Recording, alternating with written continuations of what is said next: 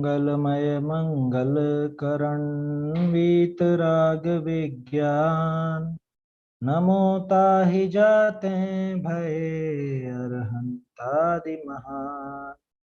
करि मंगल करि हो महाग्रंथ करण को काज। जाते मिले समाज सब पावे निज पद राज। ग्रंथराज मोक्षमा प्रकाशक पर हमारी चर्चा चल रही है उभयाभासी मिथ्या दृष्टि के संबंध में। और उभयाभासी मिथ्या दृष्टि जिससे निश्चय और व्यवहार दोनों को कुछ अलग ही ढंग से अपने दिमाग से पता नहीं क्या विपरीत रूप से ग्रहण करता है, वो सब यहाँ पर टोडरमल जी अपने को दिखा रहे हैं। कल अपनी बात चल रही थी कि निश्चय ने से वो कैसे अपने को सिद्ध समान शुद्ध दिखाता है, जबकि टोडरमल जी ने कहा भैया निश्चय से तो तू वर्तमान में मति ज्ञान आदि सहित ही है, निश्चय से तो तू राग द्वेष आदि सहित ही है, निश्चय से तो तू संसारी ही है अभी पर्याय में, है ना। पर्याय का यथार्थ क्या है, पर्याय का यथार्थ ज्ञान क्या है, वही तो कहेगा ना। निश्चय ने क्या कहेगा, निश्चय ने जो चीज नहीं है वो बताने का नाम निश्चय थोड़ी ना।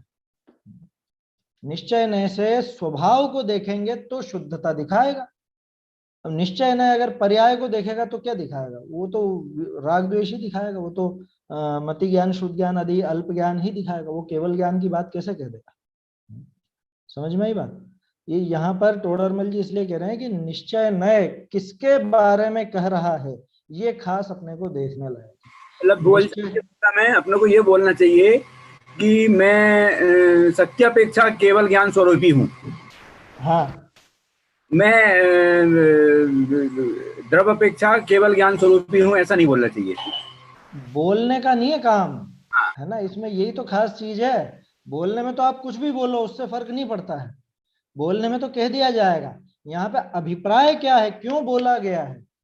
जब शक्ति अपेक्षा केवल ज्ञान आदि स्वभाव दिखाया है तो हमें क्या समझना, वो स्वभाव दिखा रहे हैं तो क्यों दिखा रहे हैं कि स्वभाव दिखाया जाता है श्रद्धा सही करने के लिए, स्वभाव दिखाया जाता है वस्तु स्वरूप के यथार्थ ज्ञान के लिए।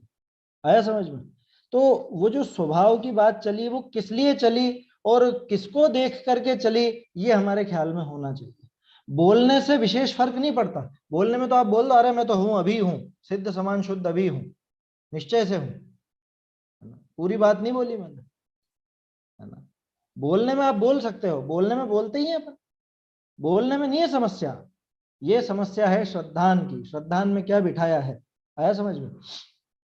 क्योंकि नयों का काम तो बोलने जितना ही है, बोलने का और समझने का, मान्यता का काम नयों का नहीं है। वहां पे तो अपने को उसका अभिप्राय पकड़ में आएगा तभी जाकर के वो श्रद्धा सही सही बन पाएगी।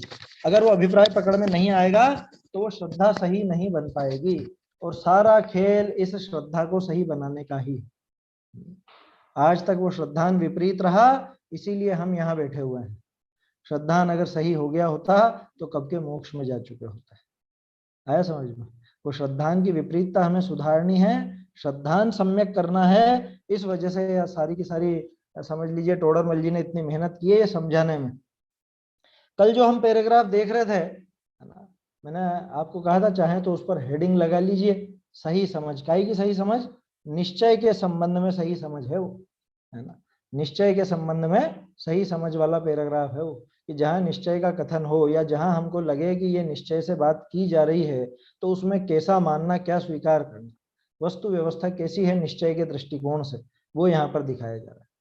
ऐसे ही पैराग्राफ एक और आएगा आगे अगले पेज पर, वो व्यवहार की सही समझ दिखाने वाला है। अभी निश्चय की सही समझ दिखा रहे हैं। अपन ने पैराग्राफ की रीडिंग लगा ली थी, है ना, उस पर चर्चा बाकी है अभी अपनी, उस पर विस्तार से बात करते हैं। क्या कह रहे हैं, मैं पैराग्राफ फिर से पूरा पढ़ता हूं एक बार, है ना, फिर एक एक चीज का अपन डिटेल से बात करेंगे। जैसे राजा रंक मनुष्य पने की अपेक्षा समान है, तैसे सिद्ध संसारी जीवत्व पने की अपेक्षा समान कहे हैं। केवल ज्ञानादि की अपेक्षा समानता मानिए सो है नहीं। संसारी के निश्चय करी मति ज्ञानादि ही है, सिद्धन के केवल ज्ञान है। इतना विशेष है, संसारी के मति ज्ञानादिक कर्म का निमित्त ते हैं, ताते स्वभाव अपेक्षा संसारी के केवल ज्ञान की शक्ति कहिए तो दोष नहीं। जैसे रंक मनुष्य के राजा होने की शक्ति पाइए, तैसे यह शक्ति जाननी। बहुरी द्रव्य कर्म नो कर्म उद्गल करी निपजे हैं, ताते निश्चय करी संसारी के भी इनका भिन्न पना है। लो परंतु सिद्धवत इनका कारण कार्य अपेक्षा संबंध भी न मानिए तो भ्रम ही है। बहुरी भाव कर्म आत्मा का भाव है, सो निश्चय करी आत्मा ही का है। कर्म के निमित्त ते हो है, ताते व्यवहार करी कर्म का कहिए है। बहुरी सिद्धवत संसारी के भी रागादिक के न मानना, कर्म ही का मानना, यह भ्रम है। कितने सारे पॉइंट आ गए इसमें, चाहे तो अलग अलग लाइनें चुन सकते हैं अपन। अब ध्यान से देखोगे ना तो ऊपर जो पिछले पैराग्राफ में 2 लाइनें आखिर में छोड़ी थी, उन्हीं लाइन में से एक एक पॉइंट लेकर के कहा। केवल ज्ञान वाली बात ली है, द्रव्य कर्म वाली बात ली है, भाव कर्म वाली बात ली है, नो कर्म वाली बात ली, यही तो बातें कही गई थी ऊपर, है ना। टोडरमल जी की शैली पकड़ में आ जाए ना तो बहुत मजा आता है फिर पढ़ने में। टोडरमल जी एक शब्द भी नहीं छोड़ता है, शंकाकार का एक एक शब्द और उसी क्रम से वो निरूपण करता है। कभी भी देख लेना, पहले भी अपन ने देखा है कई बार, वो जो शंका करता है सामने वाला, उसको शुरू से आखिर तक पूरा का पूरा खोल देते हैं, एक एक शब्द कमी नहीं रखते हैं जरा सी भी। चलिए देखते हैं, उदाहरण बिल्कुल स्पष्ट है, कल भी अपन ने समझ लिया था। रंक और राजा समान है या नहीं? साहब समान भी है और असमान भी है। कि कौन सी अपेक्षा समान है? कि मनुष्य पने की अपेक्षा समान है। राजा के भी 2 हाथ हैं, इसके भी 2 हाथ हैं, है ना। इसके भी 2 पैर, उसके भी 2 पैर। ये भी मुंह से ही खाना खाता, कान से नहीं खाता, ये भी मुंह से ही खाना खाता। दोनों में समानता, इन चीजों की तो समानता है, मनुष्य पने की तो दोनों में समानता है। ठीक है, तो वैसे ही सिद्ध और संसारी ये दोनों भी समान है जीवत्व की अपेक्षा से। ये पारिणामिक भाव दोनों का समान है। जीवत्व पारिणामिक भाव है ना, ये जीवत्व दोनों में ही पड़ा हुआ है। जो पूर्ण दशा को प्राप्त हो गए उनमें भी है, और जो अभी अपूर्ण दशा में बैठे हुए हैं, जो अभी संसार में ही दुखी हो रहे हैं, उनमें भी। और कितना कम ज्यादा है क्या? कि नहीं है, बिल्कुल समान है। जीवत्व भी समान और जीवत्व की अपेक्षा से ये दोनों समान ही हैं, ऐसा समझना चाहिए। पहली बात हो गई। दूसरी बात थी केवल ज्ञान की, है ना। सबसे पहली बात सिद्ध से समानता दिखाई थी ना। देखिए पिछले पैराग्राफ को देखते चलिए साथ के साथ। सिद्ध समान, पहला विशेषण ये था, जैसे आत्मा निश्चय से तो सिद्ध समान, तो ये पहले विशेषण की बात हो गई। पिछले पैराग्राफ की कह रहा हूं, पिछले पैराग्राफ में बीच में पंक्ति थी ना, तीसरी चौथी पंक्ति, सिद्ध समान, तो सिद्ध की समानता की अपेक्षा दिखाती है। फिर कह रहे हैं केवल ज्ञान आदि की अपेक्षा समानता मानिए सो है नहीं। वहां पे बात आई थी ना, सिद्ध समान केवल ज्ञान आदि सहित है, ये पंक्ति थी। 2 बातें थी, एक तो सिद्धों से समानता, दूसरा वो केवल ज्ञान आदि, वो भी उससे भी समानता। तो पहली बात समानता है जीवत्व पने से, केवल ज्ञान आदि की तरफ से समानता नहीं। वो केवल ज्ञान वाले हैं और हम केवल ज्ञान वाले नहीं है। राजा पूरे वैभव सहित है, इसके पास कोई वैभव नहीं है, रंक के पास। इतना अंतर है, आया समझ में? देखो, राजा रंक मनुष्य पने की अपेक्षा समान है, तैसे सिद्ध संसारी जीवत्व पने की अपेक्षा समान कहे। केवल ज्ञान आदि की अपेक्षा समानता मानिए सो है नहीं। अब देखिए ज्ञान की अपेक्षा बात, संसारी के निश्चय से कौन सा ज्ञान है? कि निश्चय से संसारी जीव के मति ज्ञानादिक ही है, निश्चय से सिद्धों के केवल ज्ञान ही है। अब बहुत से ऐसे भी उलझ सकते हैं, निश्चय से तो बस ज्ञान कहो ना, मति ज्ञान क्यों कह रहे हो, श्रुत ज्ञान क्यों कह रहे हो, केवल ज्ञान क्यों कह रहे हो, बस ज्ञान ज्ञान कहो। अरे भैया ज्ञान की पर्याय की बात चल रही है, निश्चय नहीं क्या पर्याय को विषय नहीं बनाता है क्या? निश्चय ने जब उस पर्याय को देखेगा, कल अपन ने बात करी थी ना, निश्चय ने उसकी पर्याय को देखने गया तो क्या देखा, यथार्थ स्वरूप क्या बताएगा, क्या रिपोर्ट लिखेगा वो? मति ज्ञान वाला है कि वास्तव में, कि हाँ वास्तव में इसके वर्तमान में मति ज्ञान शुद्ध ज्ञान की पर्याय, और ये स्वीकार करना पड़ेगा। आप वर्तमान पर्याय में जो है उस पर्याय को उस रूप स्वीकार नहीं करोगे तो सुधार की गुंजाइश कहां रही? फिर ये बातें काहे के लिए कर रहे हैं अपन? अगर अभी पूर्ण दशा होती, अगर अभी केवल ज्ञान होता तो ये मेहनत क्यों कर रहे हैं? बात समझ में आ रही है? तो ये सबसे पहले स्वीकार करना कि वर्तमान पर्याय हमारी मति ज्ञान आदि की और वर्तमान पर्याय सिद्धों की केवल ज्ञान आदि की, दोनों की पर्याय में जमीन आसमान का अंतर है। ये अंतर स्वीकार करना पड़ेगा। ये तो समानता नहीं मानते आप? अरे मानते हैं, जिस अपेक्षा से उस अपेक्षा से मानेंगे ना। जीवत्व पने की अपेक्षा हम समान हैं, उसमें तो जैसा मैं हूं वैसे सिद्ध भगवान है। अरे हम क्या, वो निगोदिया भी हमारे समान है। जीवत्व की तरफ से देखेंगे तब तो हम समानता की ही बात करें। है समानता, क्योंकि उसमें समानता है भी सही। लेकिन आप कहो कि पर्याय में समानता, कौन सी पर्याय में? वो भी कि ज्ञान की जो पर्याय है वर्तमान पर्याय, उसमें समानता की नहीं है। 100% नहीं है। निश्चय नहीं कह रहा है ये बात। निश्चय नहीं कहेगा कि बिल्कुल भी समानता ज्ञान की पर्याय में नहीं है, क्योंकि एक की पर्याय तो ऐसी और एक की पर्याय ऐसी। ये राजा तो इतने शाही कपड़ों में और ऐसे वस्त्र आभूषण हैं, और इतना इसकी चमक देखो, इसका भोजन देखो, और इसके सब जो भी इसके साथ चलता हो पूरा लवाजमा देखो है। और इधर ये दर दर की ठोकरें खाता हुआ, भीख मांगता हुआ, अपना मुश्किल से जीवन यापन करता हुआ। ये अंतर नजर नहीं आता क्या? कोई अंधा होगा जिसको यह अंतर नजर ना आए? कह रहे दोनों में अंतर नहीं है, दोनों में अंतर नहीं है। हमें पता है कौन सी अपेक्षा से अंतर नहीं है।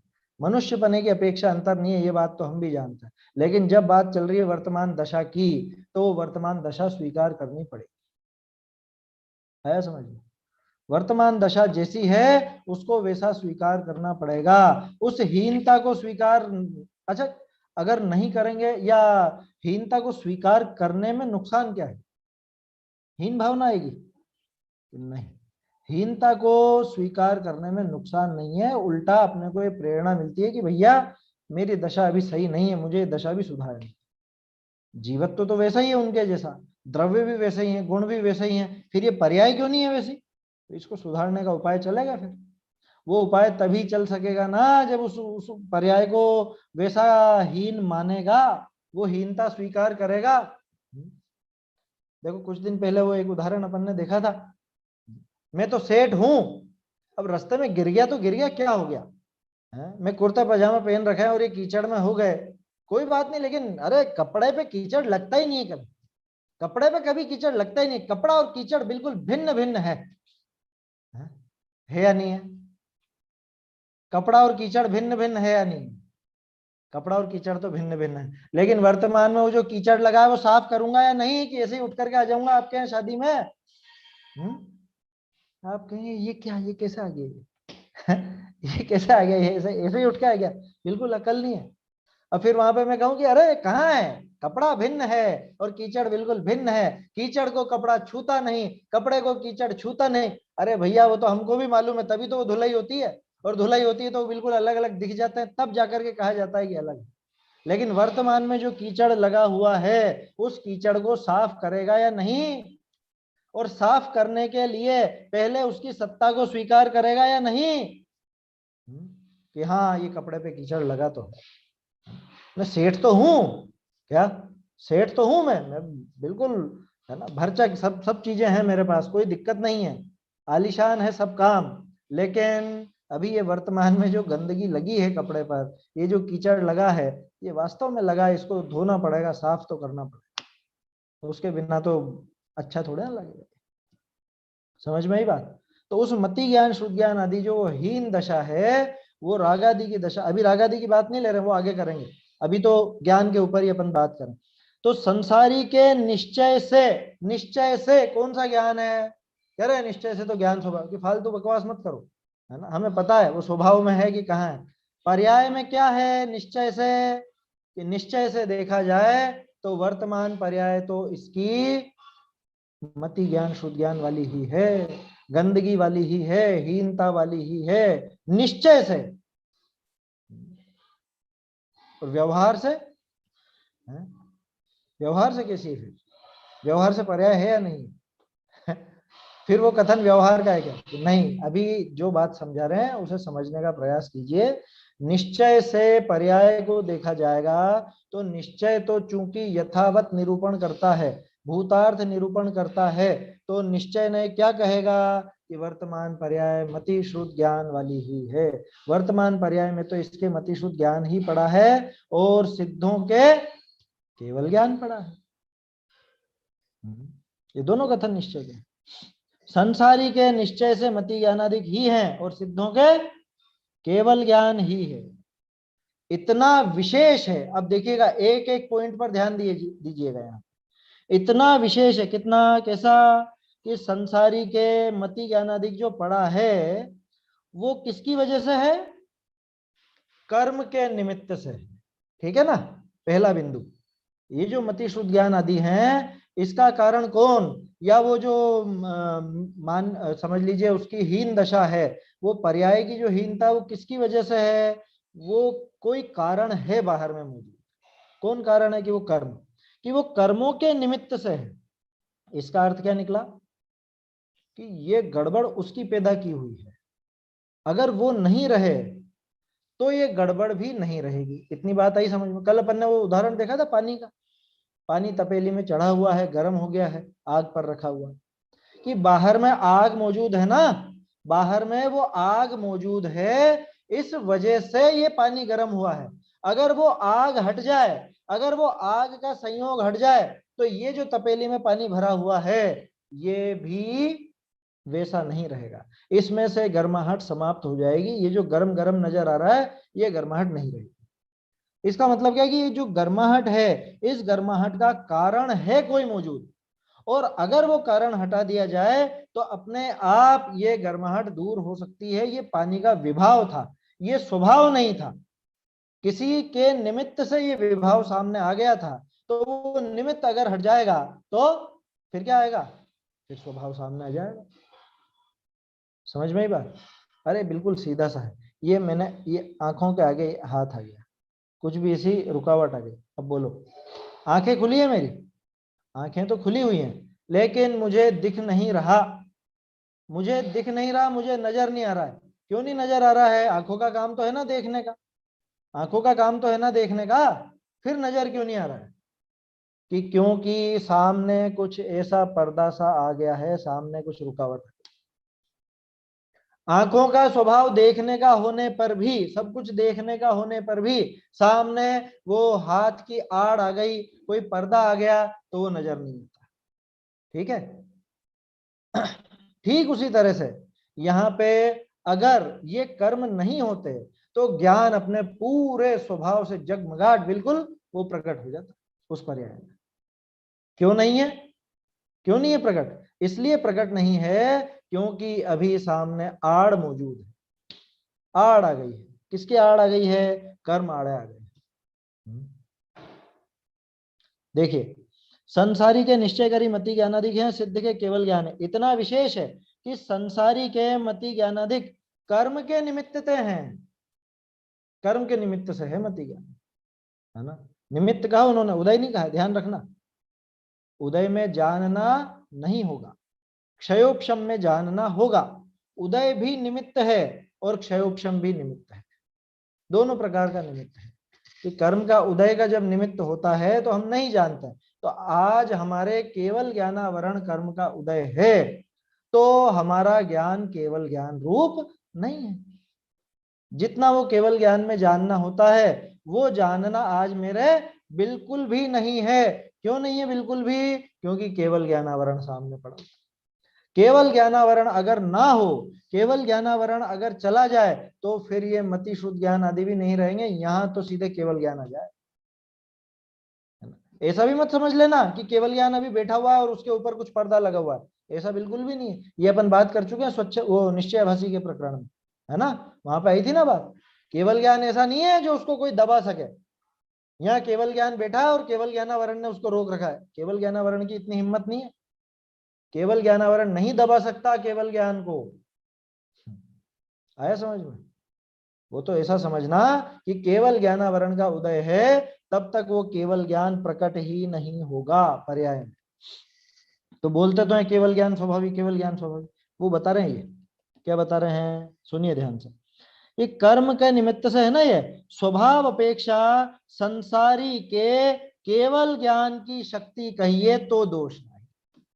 स्वभाव अपेक्षा, स्वभाव अपेक्षा, स्वभाव में ऐसी शक्ति पड़ी हुई है केवल ज्ञान की, केवल ज्ञान की ऐसी जो शक्ति पड़ी है वो इस तरह की है कि ये शक्ति पर्याय में प्रकट हो सकती है। कब हो सकती है? कि इसका प्रतिपक्षी कर्म अगर नहीं रहे तो। समझ में ही बात? तो केवल ज्ञान पड़ा है ना अंदर की? नहीं पड़ा है, वो शक्ति पड़ी है। और वो शक्ति की अभिव्यक्ति कब होती है? कि जब उस शक्ति की को रोक लगाने वाला, उस शक्ति पर रोक लगाने वाला या प्रकट नहीं होने देने वाला कहना चाहिए। रोक में तो आप फिर ऐसा समझेंगे कि पड़ी हुई है और उसको रोक रखा, कि उस अभिव्यक्ति को, जो मतलब समझ लीजिए कि उस केवल ज्ञान की शक्ति पर जो आड़ लगा सके, उसको प्रकट ना होने दे। जब तक ऐसा कर्म पड़ा हुआ है, जब तक ऐसा कर्म सामने मौजूद है, तब तक वो केवल ज्ञान सामने नहीं आएगा, वो पर्याय में नहीं आएगा। इतना स्वीकार करना। मतलब सोचो तो सही, एक एक चीज क्लियर करते जा रहे हैं टोडरमल जी। सबसे पहली बात क्या पढ़ा है? हमारे मति ज्ञान पढ़ा। पहली बात मति ज्ञान। मति ज्ञान किस वजह से है? कि वो कर्मों की वजह से, कर्मों का निमित्त है। इसका मतलब कि कर्मों का निमित्त नहीं रहे तो कुछ और दशा हो सकती है कि? हाँ हो सकती है। क्यों हो सकती है? क्योंकि शक्ति कुछ और है। केवल ज्ञान की शक्ति पड़ी है, वो सामर्थ्य पड़ा है, वो सामर्थ्य पड़ी हुई है। इस वजह से अगर ये कर्मों की आड़ हट जाए, अगर ये कर्मों का निमित्त ना रहे, तो ये जीव आज ही केवल ज्ञानी हो जाए, अभी ही केवल ज्ञानी हो जाए। कितना सुंदर बिल्कुल सिस्टम बना हुआ है। मैं केवल ज्ञान स्वभावी हूं, केवल ज्ञान स्वभावी हूं। केवल ज्ञान कैसा? केवल ज्ञान स्वभाव, केवल ज्ञान स्वभावी ऐसा समझना कि केवल ज्ञान प्रकट करने की शक्ति मुझ में पड़ी। पानी में आग को बुझाने की शक्ति है या नहीं है? है ना शक्ति। तो फिर ये गर्म कैसे हो गया? ये गर्म कैसे हो गया? ये आग से गर्म हो जाता है ना पानी। एक तरफ तो अपन कहते हैं कि पानी में आग को बुझाने की शक्ति है, दूसरी तरफ आग से गर्म हो गया पानी। कि वो पानी और आग के बीच में एक पतली सी 1 mm 2 mm की वो स्टील की परत है, वो परत है ना, उस परत का आश्रय लिया ना उस पानी ने, तो वो स्वभाव प्रकट नहीं है। वो शीतल स्वभाव जो है वो प्रकट नहीं है। क्यों नहीं है? कि उसके आश्रय से है अभी वो। और जैसे ही वो उसका आश्रय छोड़े, बीच में से वो आश्रय छूटे, वो आग क्या गर्म करेगी इसको? ये पानी उसको ठंडा कर। समझ में ही बात? ऐसा है ना। वो आग कब तक गर्म कर सकती है पानी को? कि जब तक वो पानी उस स्टील की परत का आश्रय लेकर के पड़ा हुआ है।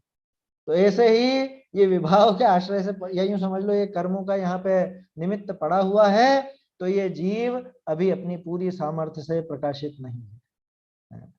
ये वो स्वभाव जो पड़ा हुआ है, वो स्वभाव अपनी पर्याय में प्रकट नहीं हो पा रहा, नहीं हो पा रहा, ये एक सच है। दूसरी बात, प्रकट हो सकता है, ये भी एक सच है। किसकी वजह से प्रकट नहीं हो रहा है? उसकी सत्ता अभी पड़ी हुई है, वो भी स्वीकार करना। सारा सिस्टम समझा रहे हैं टोडरमल जी। निश्चय से जो कहा जाता है सिद्ध समान, तो क्यों कहा जाता है? कि पहली बात तो जीवत्व की अपेक्षा कहा जाता है। दूसरी बात कि जैसा उनके केवल ज्ञान आज प्रकट है, ऐसा तेरे प्रकट हो सकता है।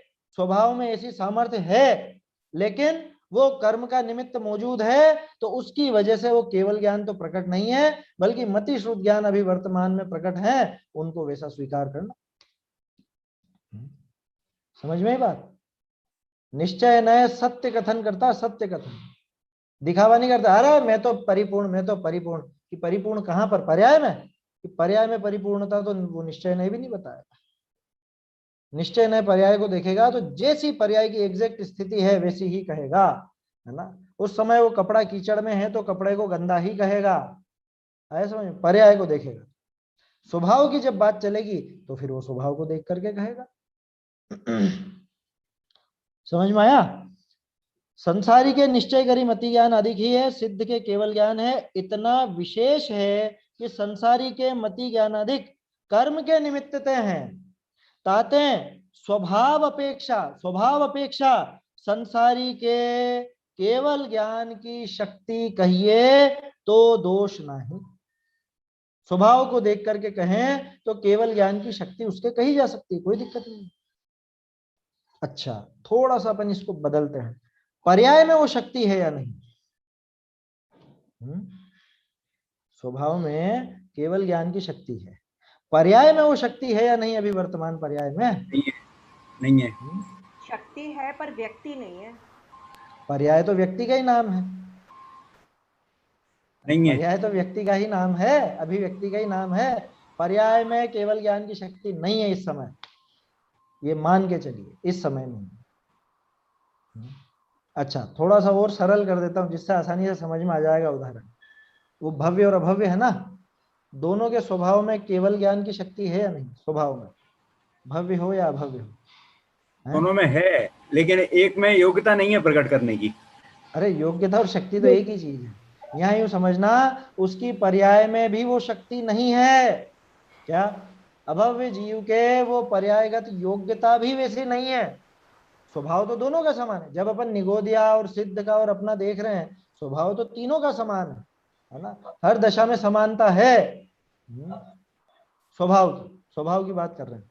स्वभाव तो कैसी भी अवस्था आप पकड़ लो, सिद्ध दशा यानी सिद्धों की पकड़, सिद्धों का स्वभाव देख लो, अपना स्वभाव देख लो, निगोदिया का स्वभाव देख लो, स्वभाव तो तीनों का समान, जीवत तो तीनों में समान है ना। लेकिन फिर जब अपन बात करते हैं ये भव्य है और ये अभव्य है, तो उसकी पर्याय में प्रकट करने की योग्यता नहीं। आया समझ में? उसकी ऐसी योग्यता नहीं है कि वो पर्याय में प्रकट हो पाएगा, नहीं होएगा उसका। अभव्य जीव के नहीं होगा, नहीं उसमें ऐसी योग्यता। आया समझ में? ये पर्यायगत योग्यता है, स्वभावगत योग्यता नहीं, पर्यायगत योग्यता। उसकी पर्याय में ऐसी सामर्थ्य नहीं। समझ में आ रही है बात? देखिए, कर्म के निमित्त से है एक बात। दूसरी बात, स्वभाव अपेक्षा संसारी के केवल ज्ञान की शक्ति कहिए तो दोष नहीं। जैसे रंक मनुष्य के राजा होने की शक्ति पाइए, तैसे ये शक्ति जाननी। रंक जो है, वो जो गरीब है, भिखारी है, उस भिखारी में राजा बनने की शक्ति है या नहीं? ये राजा बनने की शक्ति तो पड़ी हुई है ना, लेकिन अभी राजा है क्या? अभी तो नहीं है राजा। तो अभी ऐसे ही अभी यहाँ पे स्वीकार करना कि अभी हम केवल ज्ञानी हैं क्या? अभी हम केवल ज्ञान वाले हैं क्या? अभी हम केवल ज्ञान वाले नहीं। आया समझ में? देखिए आगे देखते हैं अपन। राजा होने की शक्ति पाई है, तेज है यह शक्ति जाननी। बहुरी द्रव्य कर्म नो कर्म उद्गल करी निपजे। ये अगला बिंदु आ गया। इसके पहले केवल ज्ञान की बात करी थी, है ना। इसके पहले यहाँ केवल ज्ञान की बात करी थी ना, उसके बाद बात थी द्रव्य कर्म, भाव कर्म और नो कर्म की। हाँ अब देखिए, बहुरी द्रव्य कर्म नो कर्म, भाव कर्म नहीं लिया यहाँ पे, अभी भाव कर्म आगे लेंगे। द्रव्य कर्म और नो कर्म कैसे हैं?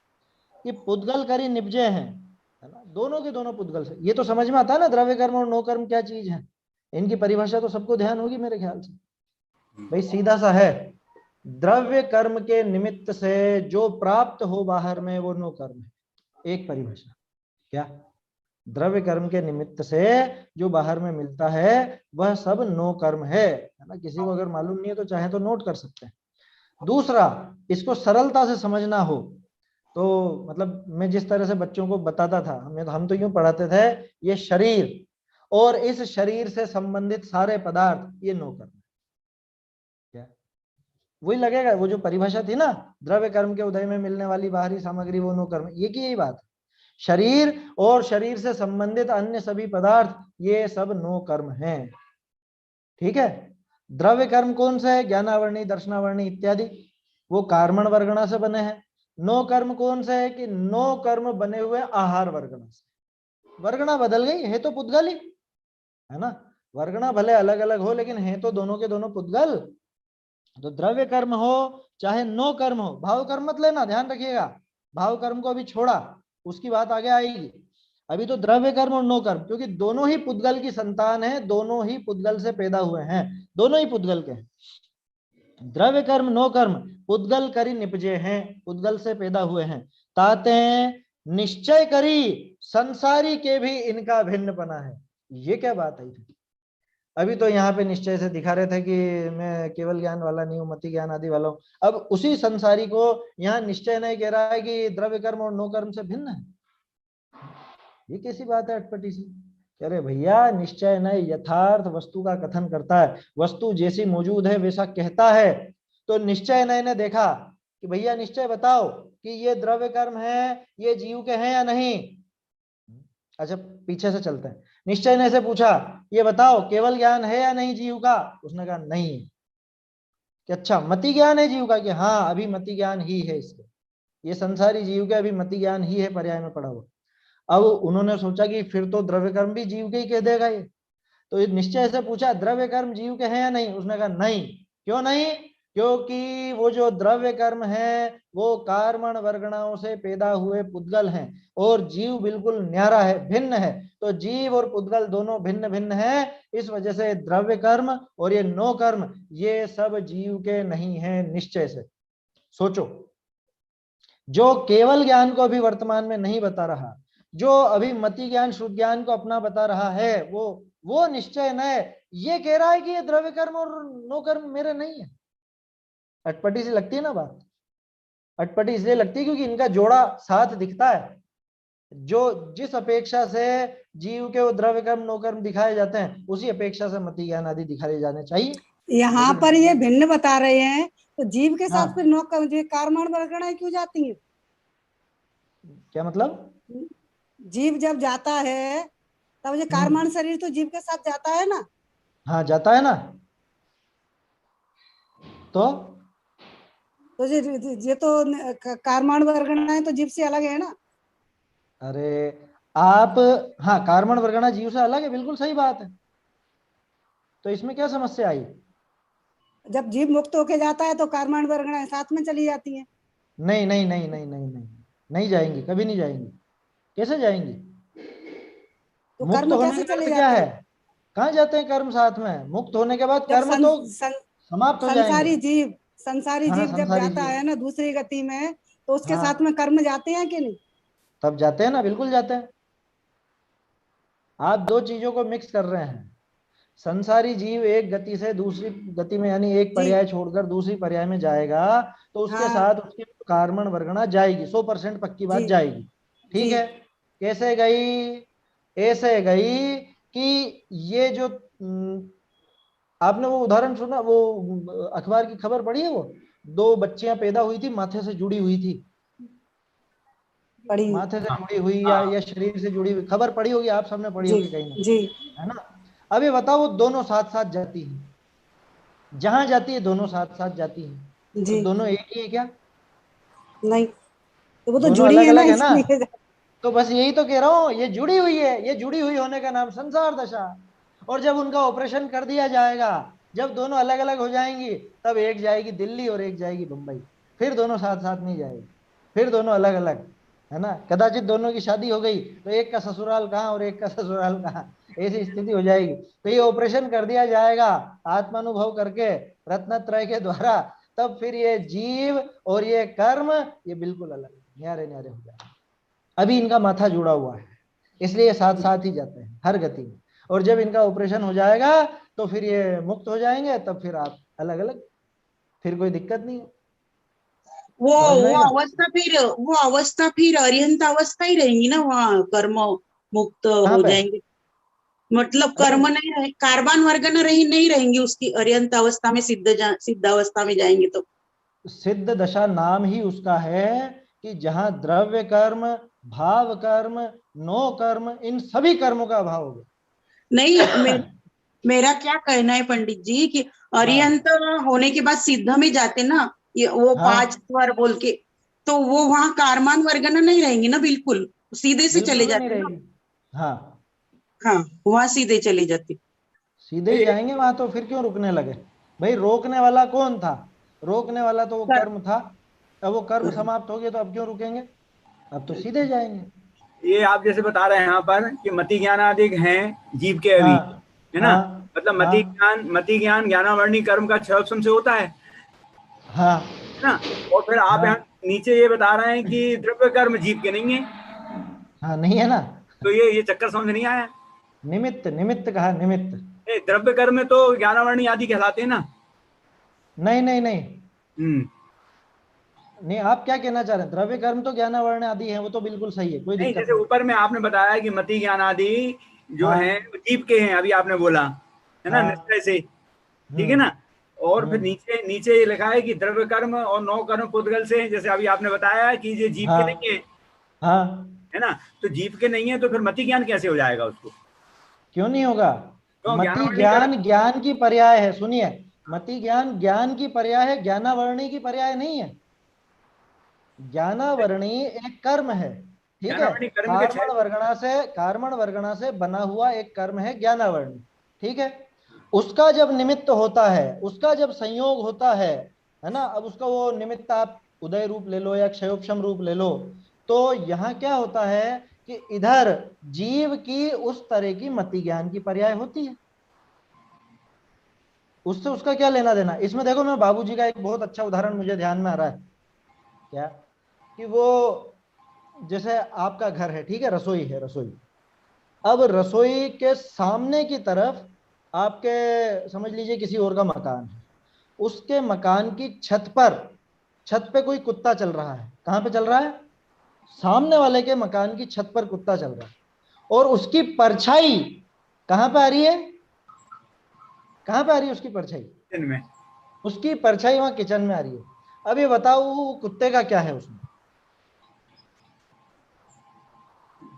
उस कुत्ते का क्या है? अच्छा, उस कुत्ते का कुछ नहीं है तो फिर बिना कुत्ते के लाके बता दो वो परछाई कि नहीं आएगी। वो परछाई तभी आएगी जब वहां पे वो कुत्ता घूम रहा होगा उस छत पर, है ना। ये पक्की बात है। परछाई तभी बनेगी वो कि जब वहां पर वो कुत्ता मौजूद होगा, लेकिन उस कुत्ते का उस परछाई से कुछ भी लेना देना वास्तव में नहीं है। ऐसे समझिए कि ये मति ज्ञान इधर जीव की पर्याय, ये जीव का चौका, जीव की रसोई, जीव की रसोई में ये मति ज्ञान की पर्याय। समझ में आई बात? अब ये कब बनेगी ये दशा? कि उधर मति ज्ञानावरण का क्षयोपशम होगा, तभी ये दशा बनेगी। लेकिन उस मति ज्ञानावरण से इस मति ज्ञान का कोई लेना देना नहीं है, ये निश्चय नहीं किया।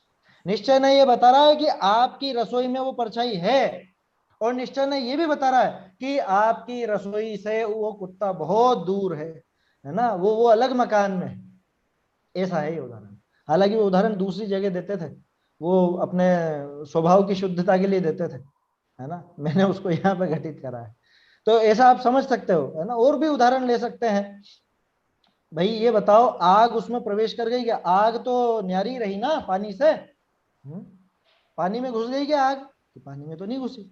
आग जब होगी तभी ये पानी गर्म होगा, लेकिन आग और पानी न्यारे न्यारे हैं। पानी की दशा है ना, वो गर्म होना तो पानी की दशा है ना। किसकी दशा है?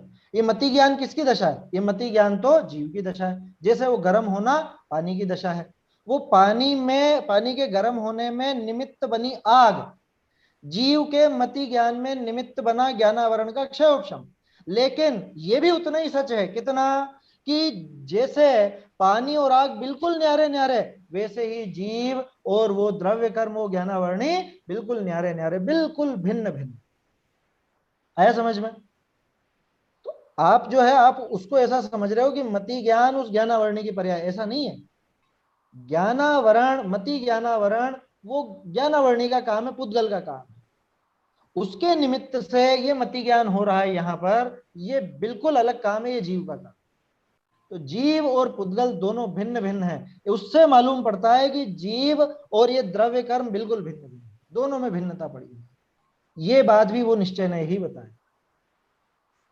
समझ में आई बात? जो निश्चय ने ये कह रहा है कि वर्तमान में मति ज्ञान आदि की पर्याय है, वही निश्चय ने ये कह रहा है कि ये जीव के, कौन से जीव के? मुक्त के नहीं, संसारी के, जिसके अभी वो कर्म पड़े हुए हैं, वो संसारी के भी इनसे भिन्न पना है।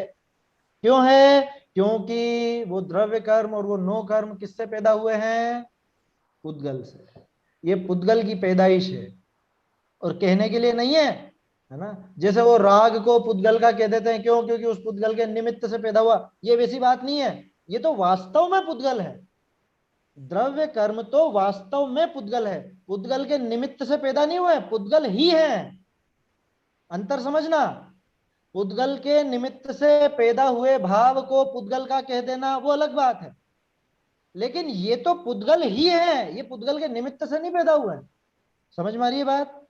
मति ज्ञानावरण, श्रुत ज्ञानावरण इत्यादि जो ज्ञानावरण आदि कर्म हैं, ये सारे के सारे द्रव्य कर्म और इन कर्मों के निमित्त से मिले हुए नो कर्म, ये नो कर्म और ये द्रव्य कर्म दोनों पुद्गल ही हैं। पुद्गल के निमित्त से पैदा हुए ऐसा नहीं, पुद्गल से पैदा हुए ये तो कह लो आप, कोई दिक्कत नहीं है, लेकिन पुद्गल ही है, पुद्गल से ये पैदा हुआ पुद्गल ही है। समझ में आ रहा है? पुद्गल वो समझ लीजिए चारित्र मोहनी कर्म वो पुद्गल, ठीक है, उसके निमित्त से राग द्वेष आदि भाव पैदा हुए, ये भाव पुद्गल है क्या? वास्तविकता क्या है? ये भाव पुद्गल है क्या? राग द्वेष आदि के भाव? वास्तव में राग द्वेष आदि के भाव पुद्गल नहीं है, ये पुद्गल के निमित्त से पैदा हुए जीव के भाव हैं। और ये द्रव्य कर्म नो कर्म क्या है कि ये पुद्गल के निमित्त से पैदा हुए पुद्गल हैं। बात समझ में आ रही है? ये कैसे हैं? ये पुद्गल के निमित्त से पैदा हुए पुद्गल हैं, और हमारे जो राग द्वेष आदि भाव या ये मति ज्ञान आदि की बात करी अपन ने, ये पुद्गल के निमित्त से पैदा हुए जीव के भाव।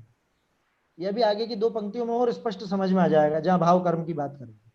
देखिए क्या कह रहे हैं, द्रव्य कर्म नो कर्म पुद्गल करी निपजे हैं, ताते निश्चय करी संसार के भी इन संसारी के भी इनका भिन्नपना है। कि निश्चय न से देखें, वास्तविकता देखें तो चाहे मुक्त हो चाहे संसारी हो, इन दोनों के ही द्रव्य कर्म और नो कर्म का भिन्नपना। तो टोडरमल जी ने बहुत सतर्कता से लिखा है, भाव कर्म नहीं जोड़ा इसमें, द्रव्य कर्म और नो कर्म को ही जोड़ा अभी। क्यों?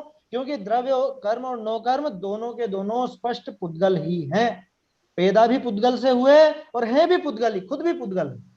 समझ में आ रही है बात? ऐसा आगे देखिए, परंतु सिद्धवत इनका कारण कार्य अपेक्षा संबंध भी न माने तो भ्रम ही है। इसमें सावधानी ये रखनी है ना भाई, मैं तो कर्मों से बिल्कुल न्यारा, कर्मों से बिल्कुल न्यारा, शरीर से बिल्कुल न्यारा ऐसा हूं, ठीक है साहब, कोई दिक्कत नहीं है ना, ऐसा कहने में कोई दिक्कत नहीं।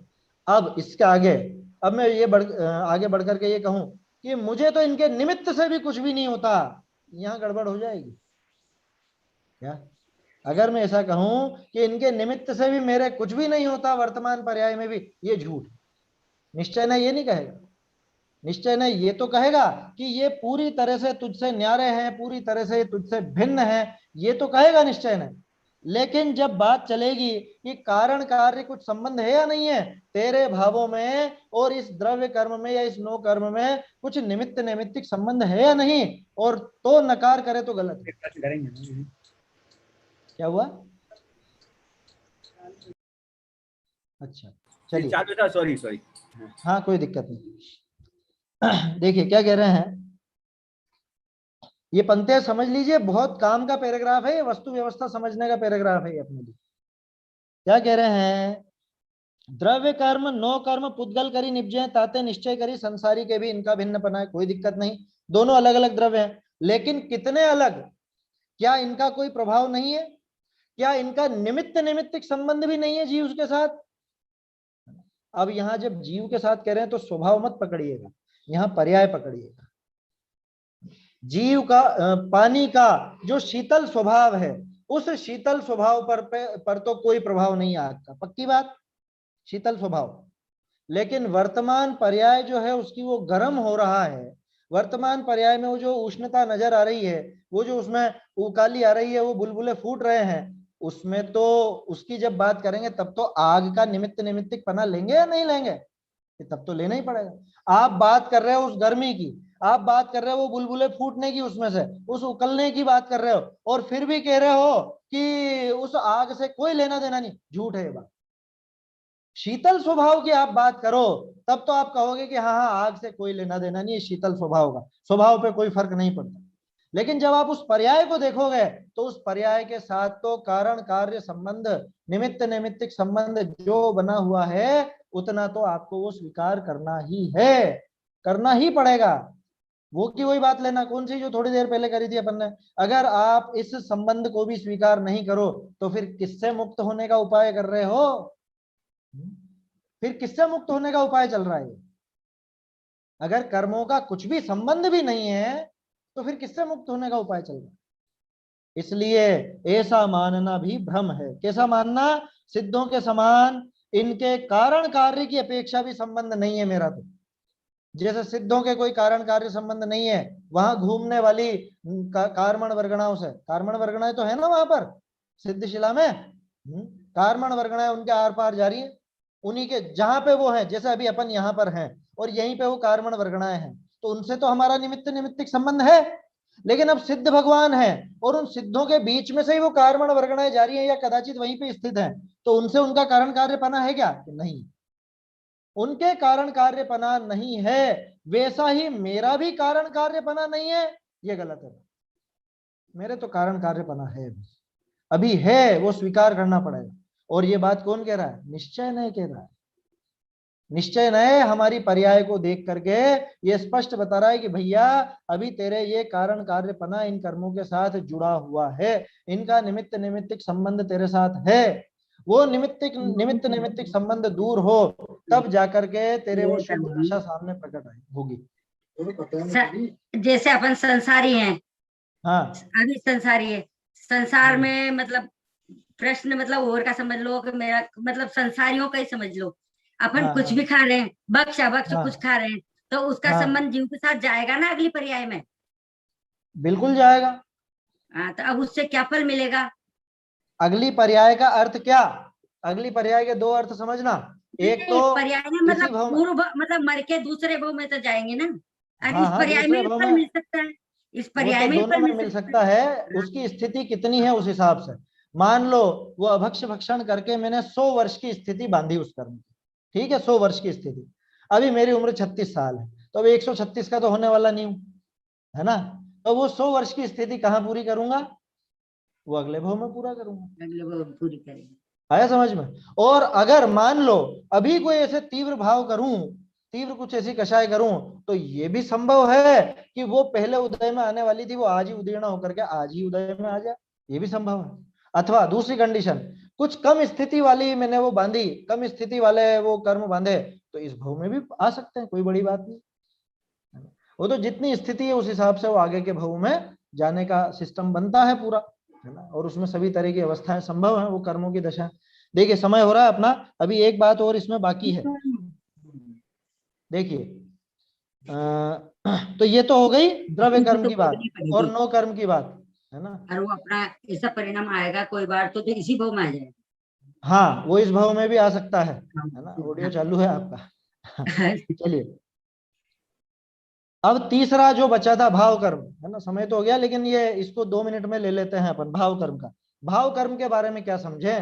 द्रव्य कर्म और नो कर्म तो पुद्गल की पैदाइश थे और पुद्गल रूप ही थे, तो उनको तो आप निश्चय नहीं बता देगा अलग अलग। भाव कर्म कैसा है? भाव कर्म तो ऐसा है कि हुआ तो यहाँ पे पैदा, हुआ तो यहाँ है पैदा, लेकिन इसका निमित्त वो द्रव्य कर्म था। अब भिन्न बतावें कि नहीं बतावें, तो देख लीजिए। बहुरी भाव कर्म आत्मा का भाव है। किसका भाव है? आत्मा का, मेरा खुद का। वो जो भाव कर्म है, भाव कर्म समझते हैं सभी? भाव कर्म माने राग द्वेष और मोह, सीधे शब्दों में कहूं तो, सीधे सीधे शब्दों में।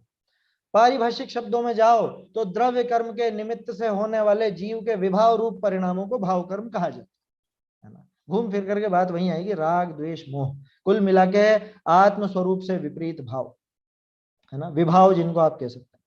तो वो जो भाव कर्म है वो किसका भाव है? कहाँ पे पैदा हुआ है? आत्मा का है।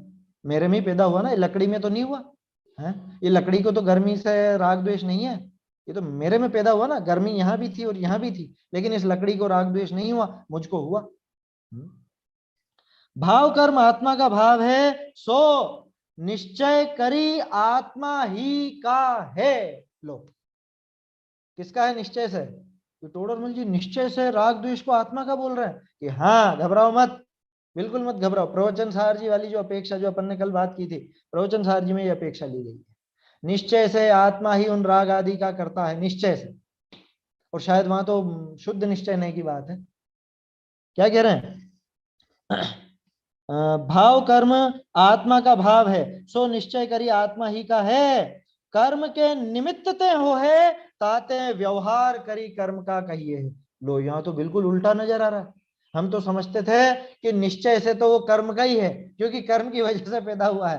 टोडरमल जी कह रहे हैं कि पैदा कहाँ पे हुआ है, जिसके यहाँ पैदा हुआ वास्तव में उसी का है, वास्तव में उसका है। कि फिर उसका कैसे कहें कि वो व्यवहार कहेगा, व्यवहार कह देगा कि ये उसके निमित्त से हुआ ना साहब, ये उसकी वजह से हुआ, इसकी गलती नहीं है, ये तो शांत है, ये बच्चा तो बहुत अच्छा है, ये तो क्या दूसरों के साथ मिल जाता है ना, दूसरे बच्चों के साथ या दूसरे बच्चे इसको छेड़ते हैं तो फिर ये गुस्सा करता है, वैसे तो बहुत शांत है, ये कहा जाता है कि नहीं। वो कथन है व्यवहार का, कि ये जो समझ लीजिए भाव कर्म है, ये भाव कर्म हुआ पर के निमित्त से है, इसलिए पर का है ये कथन व्यवहार का, और हुआ मुझ में है ना, मेरा भाव है इसलिए ये मेरा है, ये कथन निश्चय नय का। हमारी दशा में यही समझना। सो निश्चय करी आत्मा ही का है, कर्म के निमित्त ते हो है ताते व्यवहार करी कर्म का कहिए है। बहुरी सिद्धवत संसारी के भी रागादिक न मानना, कर्म ही का मानना, ये भ्रम है। बोलो, ये निश्चयाभासी के जो चलता था भ्रम क्या, ये तो कर्मों का है साहब, कर्मों का। जैसे सिद्धों के कर्म भी नहीं, सिद्धों के जैसे राग द्वेष नहीं है, वैसे मेरे भी नहीं है राग द्वेष, ऐसा मान ले वे तो ये भ्रम है।